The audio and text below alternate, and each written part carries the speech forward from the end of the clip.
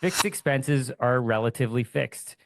We look at rent for an example. Rent is fixed month to month, whether you sell 100 things or one thing during the month.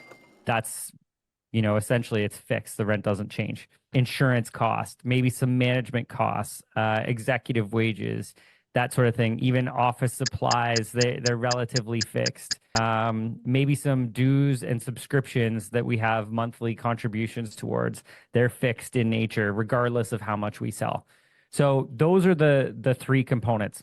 I promised you a couple different models, and I only walked you through the retail side. Let me walk you through the consulting side. So an online business, it's maybe just consulting services.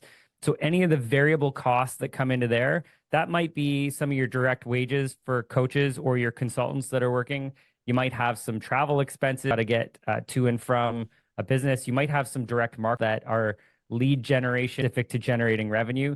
Those are all variable costs in there. Again, once you get your marketing dialed in, it's a really good example of a variable cost because you can essentially identify the cost of generating a new lead or new revenue. I know for us, we've got that pretty dialed in.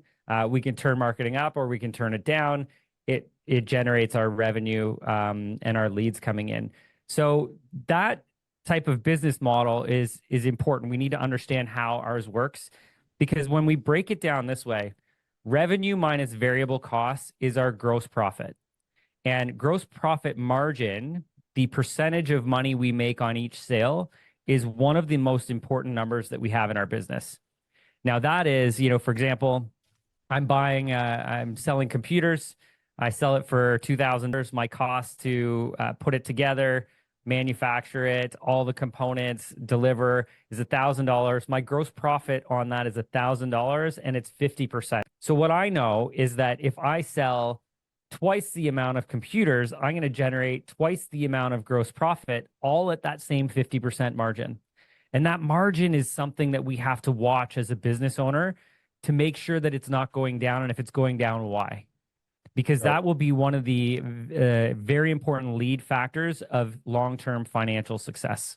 So hopefully that gives an oversight of what a business financial model looks like. And it's imperative that we understand how this works and how all these components come together. I don't know who said it, but the idea that sales cures all, I agree with that long term to your point. But in the short term, to go back up to that piece, I always say that, revenue is vanity and profit is sanity. And I heard that somewhere, or maybe I made it up in a dream.